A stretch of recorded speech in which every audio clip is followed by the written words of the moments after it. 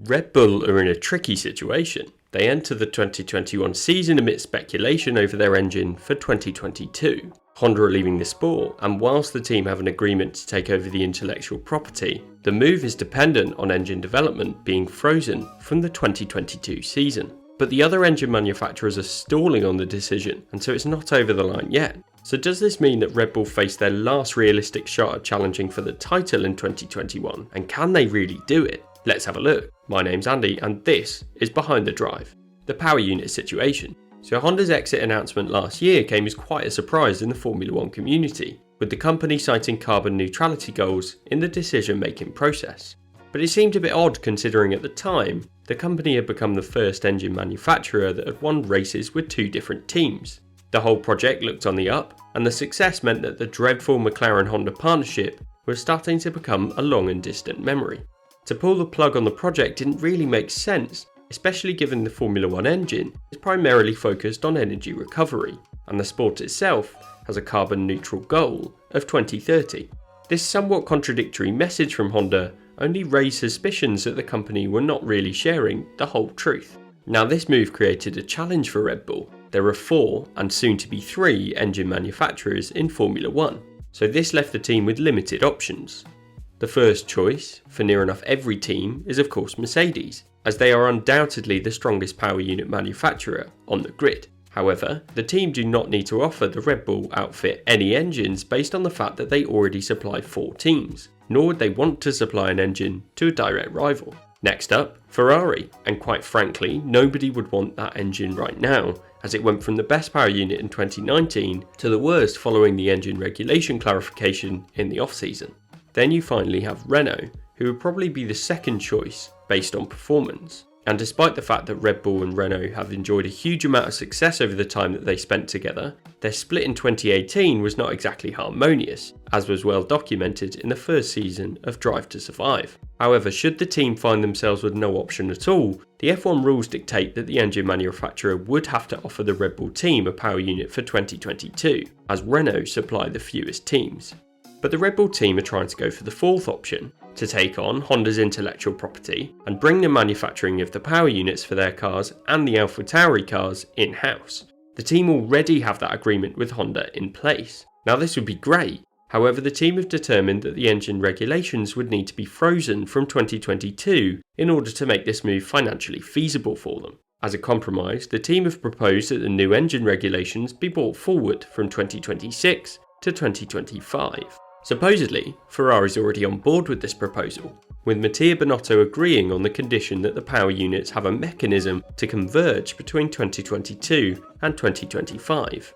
For me, this is quite frankly a ridiculous proposal. The idea from Binotto of converging the power units denies the Mercedes team of all the work that they've put in to become the dominant force in Formula 1 today. To add, you have to assume that should the shoe have been on the other foot, you'd assume that Ferrari would be vetoing the suggestion as not part of the DNA of Formula 1. But back to the point of this video and the fact that getting the 2022 engine freeze proposal through will undoubtedly be a challenge for the Red Bull team, as the regulation is a controversial topic, particularly within the Mercedes team.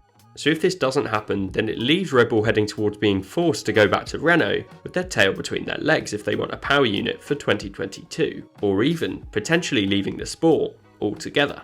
So with this in mind, does Red Bull really have a chance in 2021 and then 2022? Red Bull 2021 prospects. For me, 2021 is Red Bull's best shot at challenging for the World Championship since their last championship victory in 2013. And I would say that there are 3 factors that make it so. But just before I get into my 3 points as to why Red Bull can challenge for the title in 2021, if you're enjoying this video then please leave it a like and consider subscribing to Behind the Drive. I have loads more F1 content to come for 2021 and beyond. Thanks. The regulations. The aerodynamic regulations are having a complete overhaul for 2022, and the changes for 2021 are fairly minimal and will only reduce the downforce of the 2020 cars. Red Bull had a strong, albeit challenging to handle aerodynamic package last season, which won the team 2 races in the hands of Max Verstappen. So given the regulations are fairly stable, and their car had the potential to compete with the Mercedes team on occasions in 2020, then you could argue that with the 2021 Honda engine developments and the chassis developments of the team, they could well be up there once again and ready to compete. And if they get up to speed quickly, an area that the team have struggled with in the past, then there is no reason why the team can't become serious title challengers this year, given the teams are unlikely to bring significant developments to the car over the course of the year, with teams already having an eye on the 2022 regulations. The other point on this is the power unit. Since Honda have become the team supplier, they've won 6 Grand Prix in total, when you take into account Pierre Gasly's win in the AlphaTauri. Based on their progression and the fact that this is the team's last chance to win, the Honda team announced that their 2022 engine preparations were accelerated to 2021 to ensure that they had the best shot at challenging for the championship in their final year. So this is looking on the up for Red Bull. Ferrari. My second point to note is the fact that the race for the championship has become a 2-horse race. Since Ferrari's power unit has dropped off, the team have been nowhere near challenging for the title. And whilst that allowed the midfield teams the opportunity to compete when the front 3 cars faltered, they didn't really stand a chance if everything went well for those top 3 drivers in Lewis Hamilton, Valtteri Bottas and Max Verstappen. The midfield teams will most likely continue to catch up in 2021, but it's unlikely that they will be able to get to the level of the leading 2 teams, particularly given they're more likely to abandon their 2021 challenges earlier in order to give themselves the best shot at the 2022 regulations. So this gives Red Bull the chance to focus its efforts in bothering the Mercedes cars ahead of them without worrying too much about other challengers around them. It may just allow for some opportunistic strategy calls that increases that pressure on the Mercedes team. The driver lineup. And this third point will support the Red Bull team even more in putting that pressure on the Mercedes drivers. Now, whilst Max Verstappen is undoubtedly one of the best drivers on the grid right now, the Red Bull second seat has not exactly been quite so competitive over the last couple of years. Now, I don't blame Pierre Gasly or Alex Albon for this, as I reckon they were promoted too soon and were not really given the best chance of success at the team. But at least Red Bull has now recognised the errors of their ways and have looked outside of their young driver programme for the first time since bringing in Mark Webber in 2007. They've brought in Sergio Perez, who's a driver with vast experience of pulling midfield cars to podium finishes. And I think that as long as Perez has the opportunity to drive some of the development of the car, he has the potential to compete with the Mercedes cars ahead, much like Verstappen. Last season, Verstappen often beat Bottas, and potentially could have done over the course of the season had he not had his retirement struggles at the 3 races in Italy. So if Perez is there to offer the split strategy option for Red Bull, then that may unsettle the Mercedes team.